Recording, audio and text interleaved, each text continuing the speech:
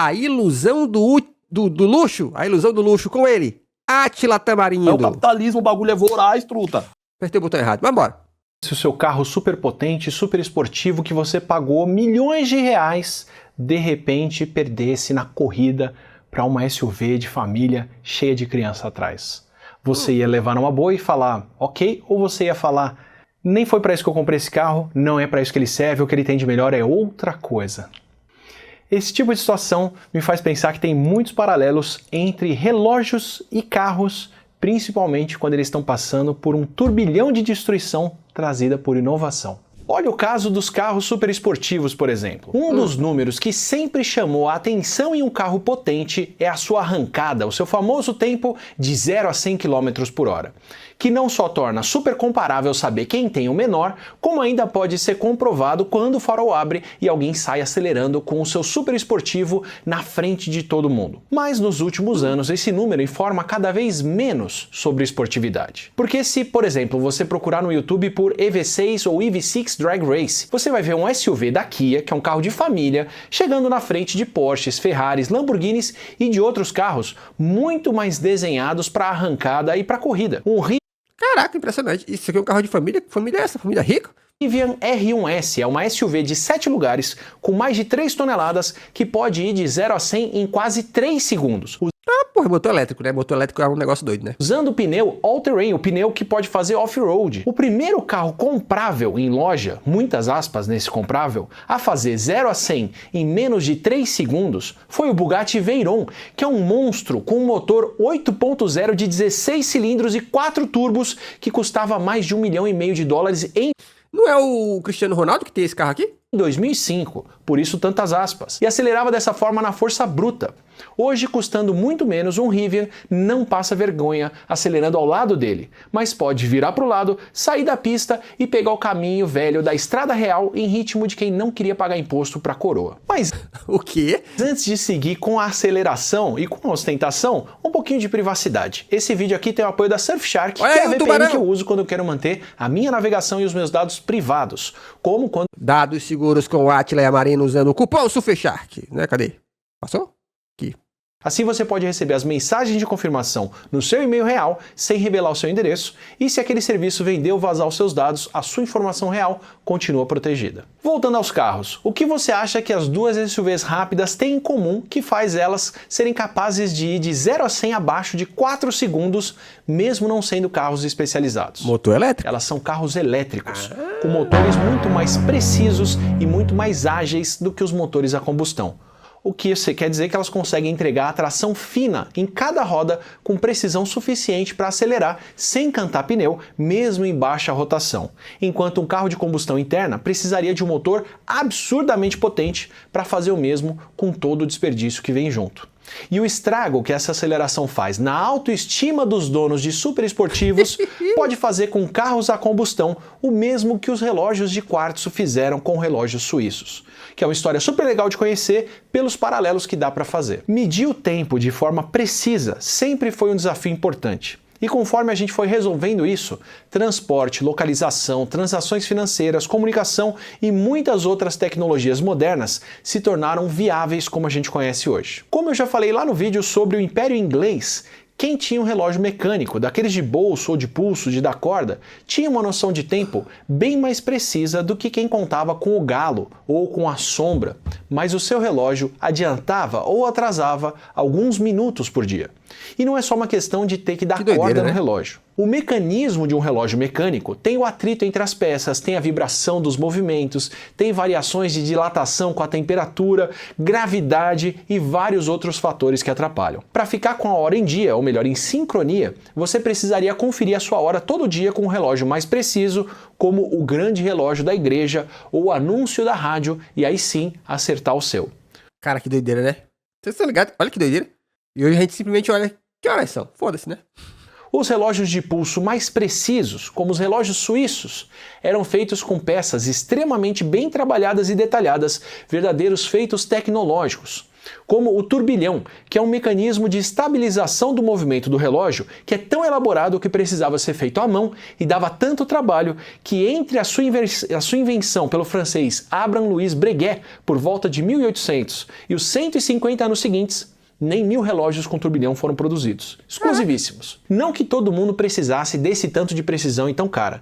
Se você quisesse gastar menos, mas ainda se gabar do seu relógio mecânico, pode falar que ele é um cronômetro certificado, que é um relógio de alta precisão que foi manualmente medido e validado pelo controle oficial de cronômetro suíço que testa o mecanismo do relógio. Porra, o chat mandou aqui, eu não tinha me tocado. O nome do cara era Breguet? Breguet, não, o termo que a gente usa pra chamar qualquer coisa que não tem nome, tipo um trem, pega lá aquele trem, aquele breguete lá, né? Uma coisa assim. Relógio por vários dias em várias Ou baduleco. temperaturas para garantir que ele, no máximo, atrasa 4 segundos ou adianta 6 segundos por dia. O que tem um custo de alguns milhares de reais, pelo menos. E garante o nome oficial de cronômetro e dá uma garantia de que o seu relógio foi feito com cuidado e com o zelo que garantem uma grande precisão. E que se ele for mantido e revisado com regularidade, deve marcar bem as horas para o resto da sua vida. Por outro lado, você sabe qual que é a precisão de um relógio Casio de quartzo de R$160? Mais ou menos 20 segundos, só que por mês, o que dá menos de 1 segundo de diferença por dia. Ou seja, com componentes eletrônicos digitais ao invés de físicos, um relógio de quartzo muito mais barato pode ser muito mais preciso do que um cronômetro mecânico certificado. E olha que tem relógios de quartzo que são bem mais baratos do que isso, ou muito mais precisos do que isso. Alguns podem manter uma sincronia de alguns segundos por ano ou mais. E completando aí uns R$500 de gasto, o que não é barato, mas ainda é uma fração do preço de um cronômetro suíço certificado, ainda dá para pegar uma linha com mais precisão, resistência a choques, profundidades de mais de 200 metros de água. Olha o comentário.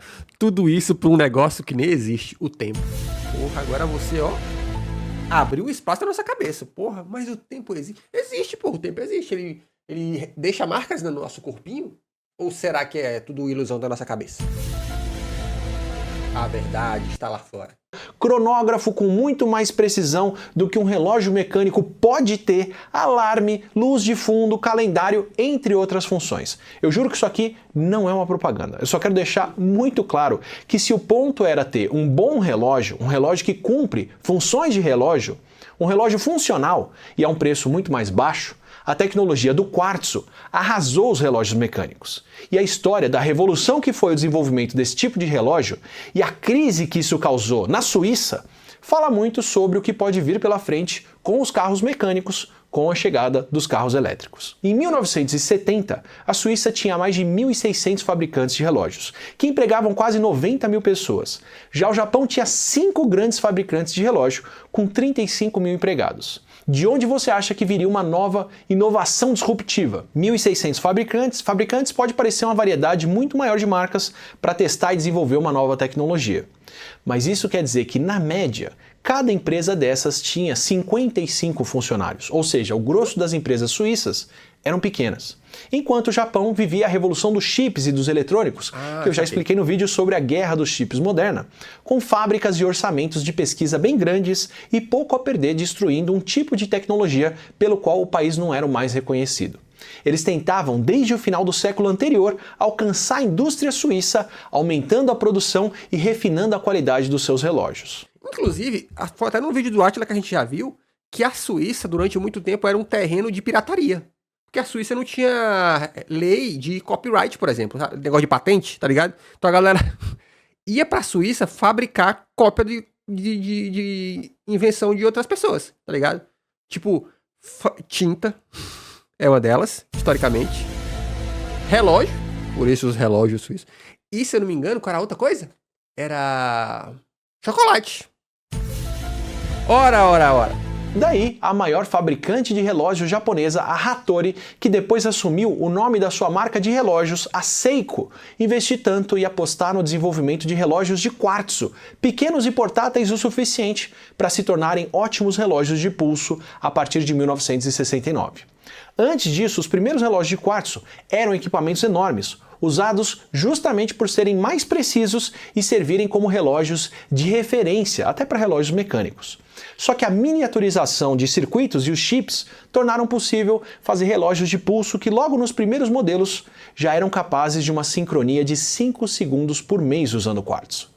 E a tendência dos relógios ficarem cada vez mais eletrônicos, com mais circuitos, não só refinou essa precisão, como também permitiu novas funções, como agenda, calculadora e até relógio com TV em 1983. Aí, como David Landis propõe no seu livro... Vocês tinham vontade de ter aquele relógio do Silvio Santos? Aquele que se apertava e falava e dizia...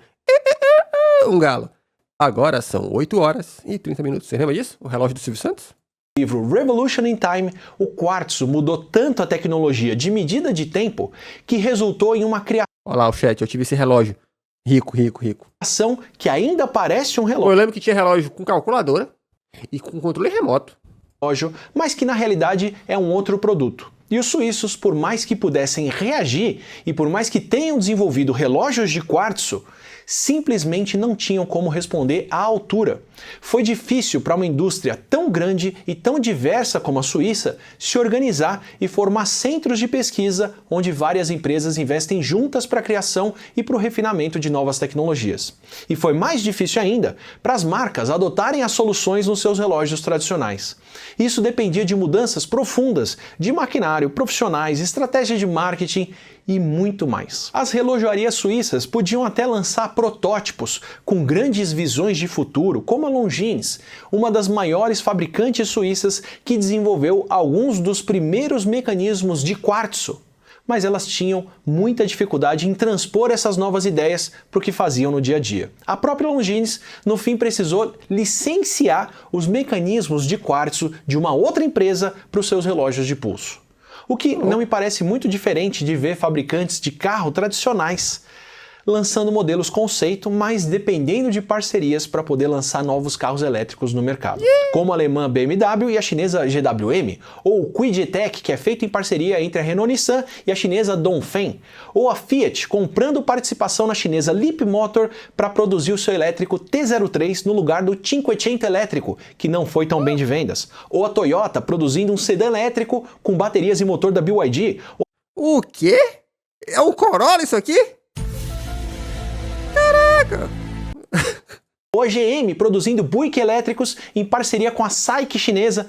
Enfim, por aí vai. E mesmo entre os relógios japoneses, a tradição podia pesar contra. Os displays de cristal líquido que foram viabilizados com os novos componentes eletrônicos nunca foram muito adotados pela Seiko ou pela Citizen, que já eram marcas mais tradicionais e bem estabelecidas. Precisou vir uma nova marca, uma nova companhia como a Casio para fazer um bom uso dessa interface e popularizar ainda mais os relógios eletrônicos japoneses. A revolução do quartzo marca muito bem essa ascensão da Ásia como polo tecnológico mundial e o que acontece quando um novo sistema se cria a partir de uma mudança tecnológica sem precisar adaptar muitas estruturas antigas. E não por coincidência, é lá também onde está o polo de inovação em carros elétricos. A Toyota japonesa foi pioneira em carros híbridos. A Kia coreana faz o EV6 e alguns dos elétricos mais inovadores em mercados internacionais.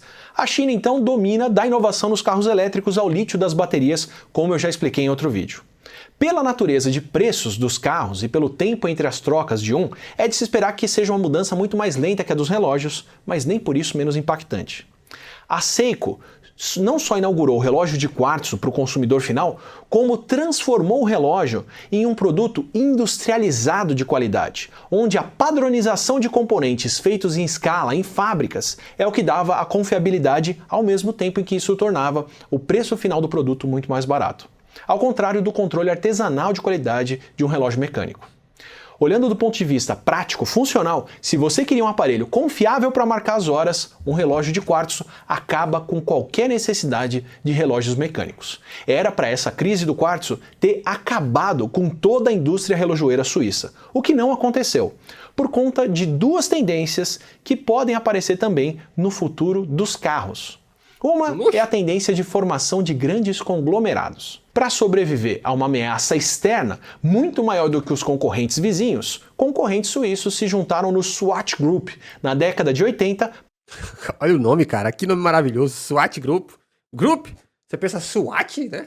para industrializar a produção de relógios de quartzo na Suíça, o que também deu fôlego para investir em marketing e na diversificação e popularização de relógios como o Swatch, bem mais baratos do que os relógios suíços tradicionais, feitos em escala aos milhões, como os japoneses já estavam fazendo. O que dá uma conotação de contra-ataque para uma loja da Swatch no Japão. E uma outra tendência que também contribui é a tendência do nosso comportamento. Porque graças à nossa cultura, a gente está longe de usar objetos simplesmente como algo funcional pelo que eles fazem. Nós nos diferenciamos tanto pelo que a gente escolhe fazer, quanto pelo que escolhemos não fazer. Como não usar um relógio de quartzo, tecnicamente melhor e mais barato, para continuar usando um relógio mecânico, analógico, que agora, livre das amarras funcionais de simplesmente marcar o tempo, pode florescer muito mais como algo que já era, que é uma joia. Sim, uma joia decorativa, um acessório estético que vai mostrar muito mais os seus mecanismos internos para deixar claro que é um relógio analógico, que foi escolhido por isso. Capitalismo, o bagulho é voraz, truta. É o capitalismo. Ao mesmo tempo que pode custar agora muito mais. De que outra forma você pode justificar o double wristing, algo como o pulso duplo, que é o hábito de algumas pessoas de combinar um relógio tradicional e um smartwatch é o melhor dos dois mundos. E se você acha que não consegue fazer isso, estou aqui para dizer que você consegue? E estou chocado. Estou chocado. wristing, algo como o pulso duplo, que é o hábito de algumas pessoas de usarem dois relógios ao mesmo tempo, geralmente um smartwatch e um relógio analógico. Se fosse para ver as horas, bastava o smartwatch ou o celular. Um acessório funcional deixa de ser usado quando perde a função. Já se você encarar o relógio como um anel, por que não usar vários, cada um num braço? Aliás, encarar relógios e encarar carros caros como ornamentos explica muito mais do que parece. Tanto que eu nem vou entrar no caminho de que tanto relógios quanto carros estão sendo inundados por software. E como a Apple já é a maior fabricante de relógios, que há anos produz na Ásia mais relógios do que toda a Suíça junta. Olhando pelo sentido estético da coisa, se tem algo que só relógios mecânicos podem oferecer, é o mecanismo. Então, esse mecanismo ganha cada vez mais destaque e mais ornamentação, como o Caralho, o que é isso aqui, hein, bicho? Ó, que visual, hein? Octo, o relógio ultrafino da Bulgari, ou os relógios com acabamentos cada vez mais transparentes e reveladores de mecanismos, ou o próprio turbilhão, que ganhou um status enorme como a assinatura de um relógio bem feito, que pode custar tranquilamente dezenas de milhares de dólares a mais, simplesmente porque tem esse tipo de mecanismo. É um mecanismo extremamente pequeno, delicado, mas com mais de 40 componentes de materiais nobres que precisam ser montados pelos profissionais mais qualificados e as ferramentas mais especializadas do mundo. Imagina o que é fazer e depois apertar um parafusinho daqueles. Com um plot twist irônico. O turbilhão comprovadamente não faz o relógio de pulso ficar mais acurado ou mais preciso. Esse mecanismo fazia todo sentido no relógio de bolso, que ficava na vertical no bolso e precisava de uma compensação do efeito da gravidade, afetando mais uma parte do relógio do que outra. Mas não faz diferença em relógios de pulso, que ficam na horizontal a maior parte do tempo. Talvez por isso mesmo o turbilhão seja cada vez mais visível nos relógios de pulso, onde o ponto não seria ser algo funcional, mas sim estético e desnecessário, deixando claro que você tem um modelo Pro Max absurdamente mais caro. Praticamente a destilação do que é usar um relógio mecânico hoje em dia. Uma tendência de ostentação técnico-mecânica que aparece em relógios e nos carros. Sim, porque enquanto carros a combustão são mais baratos do que a maior parte dos carros elétricos, por conta do preço das baterias, pode parecer que eles são o melhor negócio, mas conforme as baterias modernas ficarem mais eficientes, a tendência é ter baterias cada vez menores dentro de carros elétricos, deixando eles mais leves e mais baratos, e não necessariamente com mais autonomia. Seguindo a linha dos relógios, os carros elétricos podem se tornar mais baratos do que os carros a combustão. Ou seja, o que vai sobrar para diferenciar carros com motor a combustão dos elétricos não é mais o preço deles, mas sim os motores e o barulho. Barulho que deve ser cada vez mais valorizado e ressaltado, já que se uma SUV com... Porra, o pior que vai. Porque isso é uma coisa que o ser humano do gênero masculino gosta de barulho, né? Aí um carro com seu barulho... 3 crianças a bordo pode acelerar praticamente tanto quanto uma Bugatti, não é mais aceleração. E falando em Bugatti, eu ia fazer todo um monólogo aqui sobre como superesportivos antigos, lançados antes das limitações de emissões, estão valorizando cada vez mais. Ia falar sobre como motores naturalmente aspirados e com menos tecnologia, que já foram bem mais desvalorizados, começaram a ser buscados por quem quer algo mais estético do que... Droga, eu tô rindo do comentário. Eu quero o meu com barulho de maquita. É uma boa ideia. Funcional. Queria falar sobre o mercado dos escapamentos artesanais que ficam expostos como o turbilhão do relógio para poder fazer um ronco afinado no super esportivo.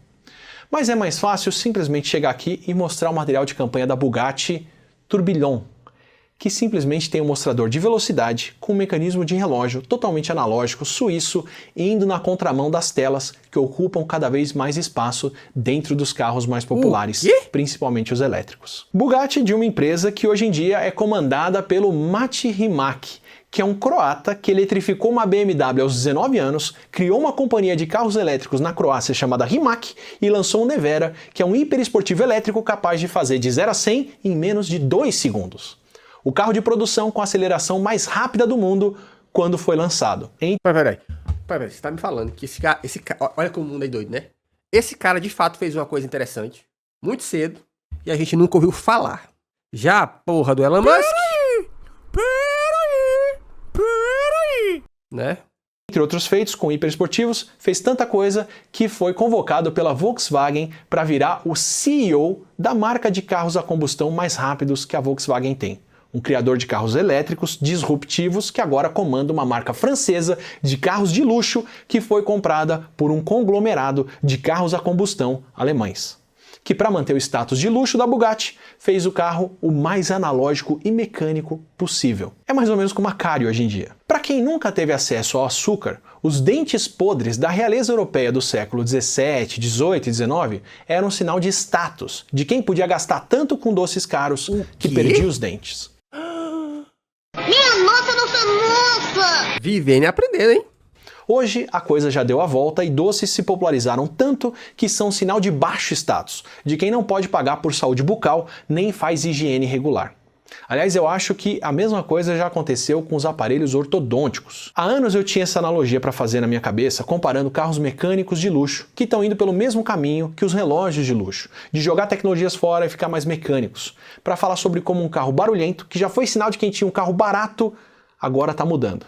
Ou como as telas dentro do carro datam demais quando ele foi feito e conforme elas ficam mais baratas, deixam de ser um símbolo de status e passam a ser evitadas nos carros mais caros. Mas os fabricantes do primeiro carro a chegar de 0 a 100 em menos de 3 segundos, mudarem de abordagem e partirem para nosso carro é analógico e tem um mecanismo suíço para acabar com a distração das telas, é na cara demais. Os carros podem ter ficado mais caros por falta de chips, por gargalo de produção, complexificação e o que mais for, mas eu dou como certo que os carros mecânicos com ronco de motor que ostentam o oposto dos carros modernos elétricos só vão encarecer ainda mais, do mesmo jeito que relógios mecânicos colecionáveis encarecem. A Bugatti ainda chamou o carro mais recente de Tourbillon, que é um mecanismo ornamental que grita desnecessário, mais caro para fazer e exclusivíssimo. Aí é materializar tanto essa comparação que eu queria fazer que a coisa ficou escrachada. Se você quiser outros vídeos como esse e outras conversas sobre ciência, tecnologia, as mudanças que isso traz, aproveita, se inscreve no canal se você recebe os próximos vídeos e o nosso podcast, que é o Não Ficção. É o capitalismo, o bagulho é voraz, né, meus queridos? Tá aí. Se inscreva nesse... Peraí, que ainda tem mais. O Atila falou o que mais aqui? Ah, e um easter egg pra você que ficou até aqui o final. Um comentário que eu não consegui fazer no meio do vídeo, que já tá enorme, mas eu precisava te contar. Você tem noção do que já tá acontecendo com o turbilhão do relógio? Já tem fabricantes chinesas de relógios mecânicos fazendo turbilhões industriais de alta precisão que funcionam, mas custam algumas dezenas de dólares e não milhares de dólares. E aí, claro, já tem fabricantes incorporando o turbilhão no seu relógio e subindo o preço do relógio de milhares de dólares para dezenas ou centenas de milhares de dólares. E já tem fabricantes suíças de relógios que incorporam só o turbilhão dentro do que tem de peça suficiente para não contar, não perder o status de um relógio suíço autêntico, mas que agora tem um turbilhão que custou um pouco só para fazer. E aí você tem outra crise do quartzo de produtos que agora estão ficando massificados, popularizados, porque você tem uma versão mais barata e tão funcional quanto de algo que era muito caro invadindo o mercado. E aí já tem, claro, marcas que se distinguem por não usar esses componentes, como a Rolex, que nunca colocou um turbilhão no seu relógio. e a coisa entra de novo nesse ciclo que não tem fim. Ai. Que doideira. Ai, o mundo.